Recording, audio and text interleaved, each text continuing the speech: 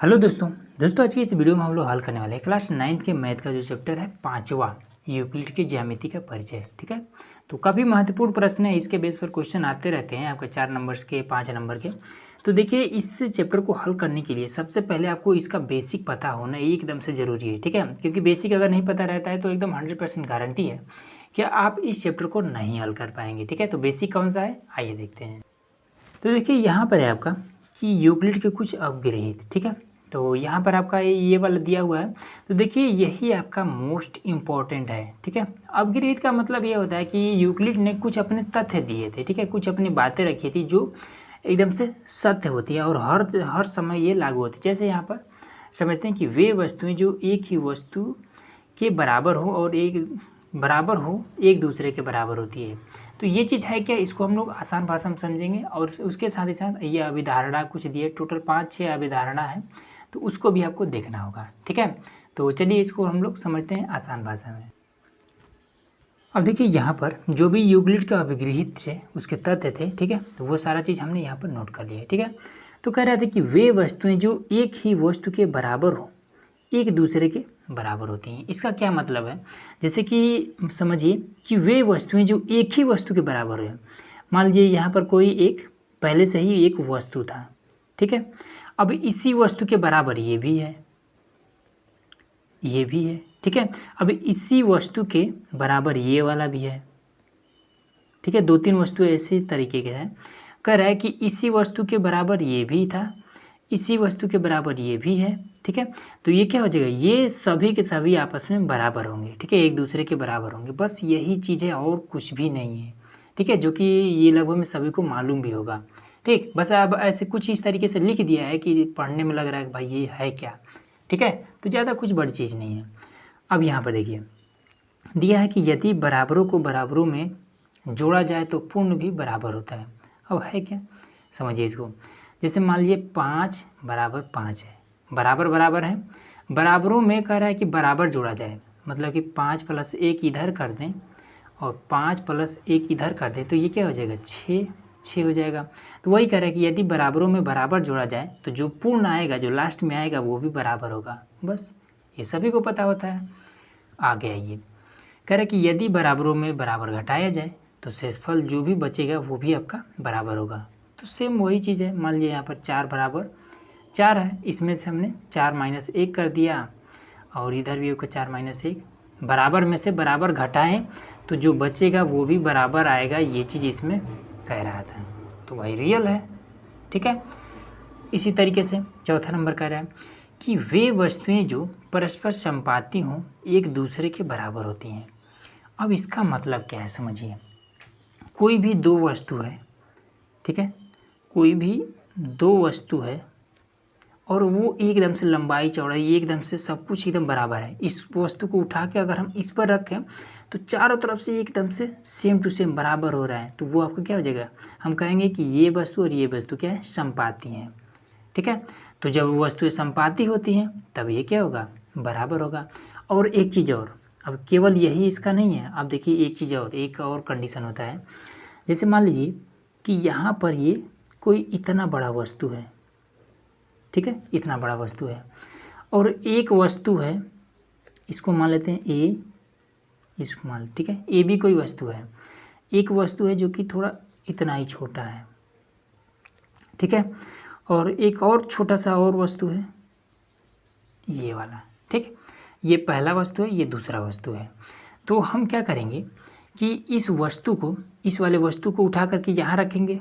ठीक है, और साथ में साथ इस वस्तु को उठा के यहाँ रखेंगे और जब जोड़ेंगे तो क्या ये दोनों, ये वाला और ये वाला दोनों वस्तु जुड़ करके क्या इसके बराबर हो जाएगा, तो बिल्कुल हो जाएगा। ठीक है, तो हम कहेंगे कि ये वाला वस्तु और ये वाला वस्तु दोनों मिल करके जब इसके बराबर हो जाए तो बस यहीं पर एक फॉर्मूला बन जाएगा। हाँ, तब ये क्या हो जाएगा, ये आपका संपाती हो जाएगा। तो भी ठीक है, जब एक बड़ी सी वस्तु के बराबर दो छोटी छोटी वस्तुएं जुड़ करके इसके बराबर हो जाएं तो ये आपका, ये दोनों आपस में संपाती हो जाता है। ठीक है, मतलब कि दोनों आपस में बराबर होना ही चाहिए।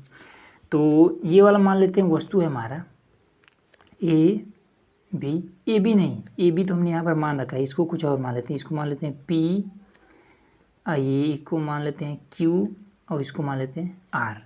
ठीक है, तो पी और क्यू को उठा के जब हम इस पर रखेंगे तो ये आधा इतना छेक लेगा ना, उसके बाद से क्यू और आर को उठा करके यहाँ रखेंगे तो ये इतना कवर कर लेगा। ठीक है, तो हम कहेंगे कि पी और क्यू प्लस में क्यू और आर को जोड़ करके और इस पर रखें तो ये ए बी के बराबर हो जाएगा, ए बी के बराबर हो जाएगा। ये वाला इंपॉर्टेंट है इसलिए बता रहा हूँ। ठीक है, और इसके बेस पर आपको क्वेश्चन भी मिलेगा।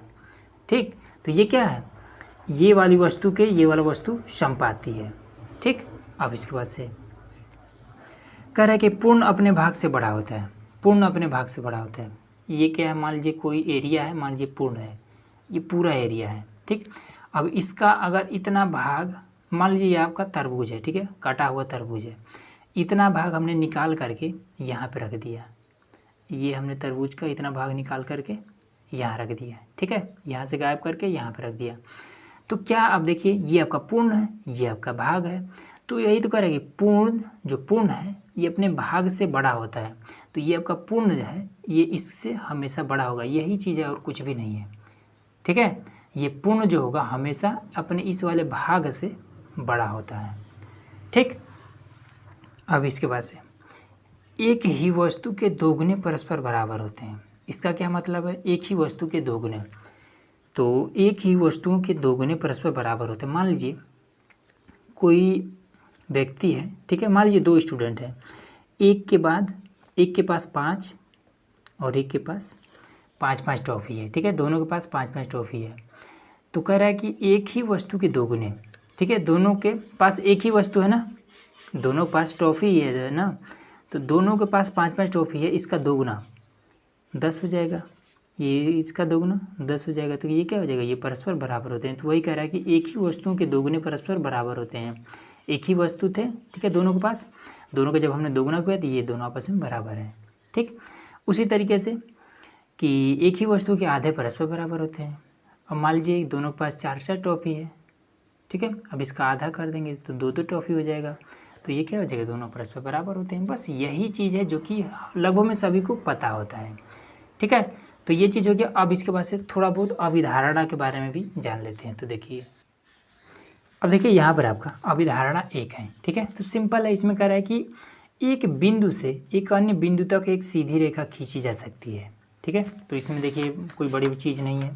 अभिधारणा 1 कह रहा है एक बिंदु से किसी दूसरे बिंदु तक एक सीधी रेखा खींची जा सकती है, बस, और कुछ भी नहीं है इसमें। ये आपका अभिधारणा 1 होता है। ठीक है, ये इसमें बता रहा है, ठीक है, कि एक बिंदु हो तो दूसरे बिंदु तक हम एक सीधा रेखा इस तरीके से खींच सकते हैं। उसके बाद से यहाँ पर कह रहा है कि दिए हुए दो भिन्न बिंदुओं से होकर के एक अद्वितीय रेखा खींची जा सकती है। तो ये देखिए, ये तो सिंपल है, आपका इसमें ही दे रखा है। ठीक है, यहाँ पर अगर आप देखेंगे तो यहाँ पर देखिए दो बिंदु है। ठीक है, दो बिंदुओं से होकर के एक ही रेखा खींची जा सकती है, लेकिन एक बिंदु पर हम अनेकों इस तरीके से रेखाएं खींच सकते हैं। ठीक है, लेकिन अगर कोई पूछ देता है, एग्जाम में भी आ जाता है कि दो बिंदुओं से हो करके कितनी रेखाएं खींची जा सकती हैं, तो सिर्फ एक ही रेखा खींची जा सकती है।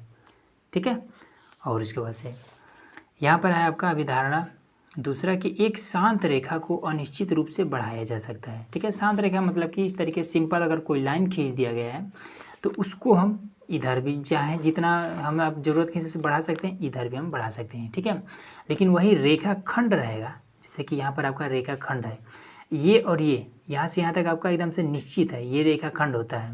लेकिन अगर इस तरीके से बढ़ा देते हैं तो ये आपका शांत रेखा हो जाता है। ठीक, अब के बाद अब यहाँ पर है आपका अभिधारणा 3 कह रहा है कि किसी को केंद्र मानकर और किसी त्रिज्या से एक वृत्त खींचा जा सकता है। ठीक है, तो देखिए इसमें क्या होता है कि किसी को केंद्र, कहीं पर भी हम एक केंद्र मान करके और हम एक त्रिज्या चाहें जिधर भी ले सकते हैं। ठीक है, अब यहाँ पर प्रकार रखेंगे, यहाँ पर हम पेंसिल की नोक रख के और इस तरीके से घुमा देंगे तो आपका एक वृत्त तैयार हो जाएगा। ठीक है, तो यही चीज़ इसमें कह रहा है।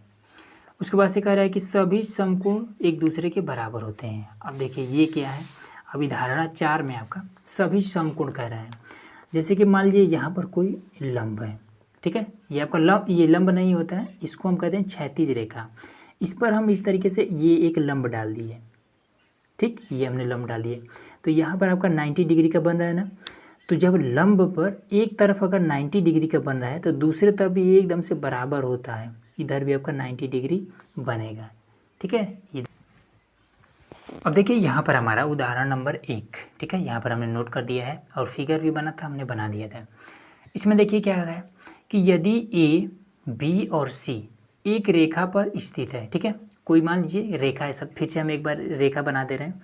ये मान लीजिए कोई रेखा है, ठीक है, यहाँ पर ये बिंदु है, ये कोई सिंपल इस तरीके से रेखा है। इस पर हमने एक बिंदु ए बी, देखिए ये वाला मान लीजिए यहाँ से यहाँ तक आपका ए बी, और दूसरा है बी सी, यहाँ से यहाँ तक ला करके हमने इस रेखा पर बैठा दिया है। ठीक है, तो कह रहा है कि स्थित है, स्थित 3 बिंदु है। ठीक है, ये तीनों बिंदु क्या है, एक रेखा पर स्थित है। अब इसके बाद कह रहा है कि और बी बिंदु ए और सी के बीच में है। ठीक है, तो देखिए यहाँ पर बी है, ए और सी के बीच में बी है, और उसके बाद से कह रहे स्थित है, तो सिद्ध कीजिए कि A B plus B C बराबर में ए सी है। अभी हमने वो जो संपाति वाला आपको बताया था, सेम वही वाला चीज़ यहाँ पर अप्लाई होगा। जैसे कि मान लीजिए यहाँ पर ये आपका कोई रेखा है, ठीक है, ये कोई रेखा है, मान लीजिए इसका नाम ए सी है। ठीक, अब यहाँ पर हमारे पास एक छोटा सा ये रेखा है ए बी, जिसको हमने ला करके यहाँ पे बैठा दिया। ठीक है, यहाँ पे बैठा दिया। उसके बाद से एक और छोटा सा रेखा है बी सी, जिसको हमने ला के यहाँ पे बैठा दिया। तो ये पूरा वाला रेखा क्या हो गया, इस पर जब बैठा तो एकदम से बराबर हो गया। तो जब हमने बताया था कि दो वस्तुएं जब एकदम से बराबर हो, ऊपर नीचे जब हम रखेंगे और एकदम से बराबर हो जाए, तो वो क्या होता है, वो क्या हो जाएगा कि एकदम से बराबर होता है। किसके, तो हम कहेंगे कि A B plus B C को जब हमने जोड़ दिया तो ये आपका क्या हो गया, ए सी के बराबर हो गया। यही चीज़ हम लिख देंगे। तो यहाँ पर हम इसको लिखेंगे कैसे, सबसे पहले हम लिखेंगे हल। ठीक है, अब इसमें थोड़ा बहुत आपको अगर लिखना होगा तो इस चीज़ को लिख सकते हैं कि ए बी सी एक रेखा पर स्थित है। ठीक है, तो देखिए यहाँ पर हम क्या कर देंगे, लिख देंगे कि दिया है, उसके बाद से यही वाला लिख देंगे कि ए बी सी एक रेखा पर स्थित 3 बिंदु है। ठीक है, तो यहाँ पर देखिए ए बी सी एक रेखा तो उस पर स्थित 3 बिंदु है। ठीक है, ये चीज़ लिख दिए। ठीक है, देखिए इस तरीके से जब स्टेप बाय स्टेप करेंगे तो थोड़ा सा नंबर आपका कटने का कम चांस है। ठीक है, नहीं तो कैसे भी लिख देंगे 2 लाइन में तो नंबर कट जाता है। अब इसके बाद से कह रहा है सिद्ध करना है, ये वाला सिद्ध कीजिए, तो लिख देंगे कि सिद्ध करना है, सिद्ध करना है। तो क्या सिद्ध करना है कि A B plus B C बराबर में ए सी। अब देखिए इसमें करना क्या है, अब इसके बाद से यूक्लिड वाला जो अभिगृहित था उसी को हमें यहाँ लिख देना है। ठीक है, अब हमें तो पता नहीं है कि यूक्लिड का अभिगृहित किस नंबर पे था।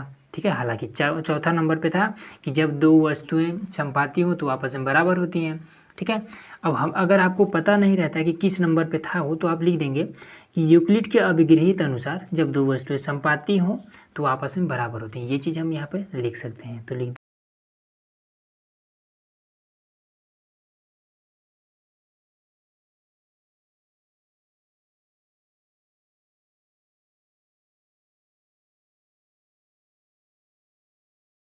ठीक है, तो यहाँ पर हमने लिख दिया कि यूक्लिड के अभिगृहित के अनुसार जब दो वस्तुएं संपाती हो तो आपस में बराबर होती हैं। तो यहाँ पर लिख देंगे इसलिए ए बी बराबर 20, A B plus B C बराबर ए सी, यही आपका आंसर हो जाएगा। ठीक है, अगला देखिए। अब देखिए दूसरा क्वेश्चन है, तो इसमें कह रहा है कि सिद्ध कीजिए कि एक दिए हुए रेखाखंड पर एक समबाहु त्रिभुज की रचना की जा सकती है। अब रेखाखंड क्या होता है, तो इस तरीके से कोई भी एक लाइन जब खींच देते हैं, ठीक है, इस तरीके से ये कोई भी लाइन खींच देते हैं तो ये आपका रेखाखंड हो जाता है। तो ये मान लेते हैं ए, ये मान लेते हैं बी। ठीक है, रेखाखंड का मतलब अब इसको हम आगे नहीं बढ़ा सकते हैं, तो ये हमारा रेखाखंड हो जाएगा। तो समबाहु त्रिभुज की बात कर रहा है, तो समबाहु त्रिभुज में तीनों भुजाएं आपस में बराबर होंगी तभी जाकर वो समबाहु त्रिभुज कहलाएगा। तो इसको हम कैसे करेंगे, तो देखिए इसके लिए एक तरीका होता है। इस तरीके से हमें प्रकार लेना है और एक इसका नोक यहाँ पर रखना है और दूसरे को हमें इस पर रखना है और इसी पर हमें एक लाइन इस तरीके से खींच देना है। ठीक है, यहाँ पर आपका ये चीज़ हो गया। अब सेम इसी तरीके से यहाँ से रखेंगे और हम यहाँ से खींच देंगे इस तरीके से।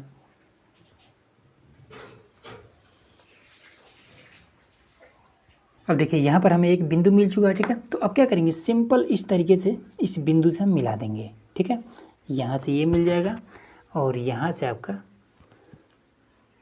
ये मिल जाएगा, ठीक है। अब इसको अगर आप नापेंगे तो सेम जितना बराबर ये है उतना ही बराबर ये भी मिल जाएगा, उतना ही बराबर ये भी मिलेगा, ठीक है। मतलब कि एक भुजा के बराबर ये वाला भुजा भी है और ये वाला भुजा भी है। तो अभी हमने आपको एक अभिगृहित बताया था, एक नियम बताया था कि जब कोई भी वस्तु एक वस्तु के बराबर हो, ठीक है, जब कोई भी वस्तु केवल एक ही वस्तु के बराबर हो, जितना भी वस्तु है, तो वो क्या होता है, वो सभी आपस में बराबर होते हैं।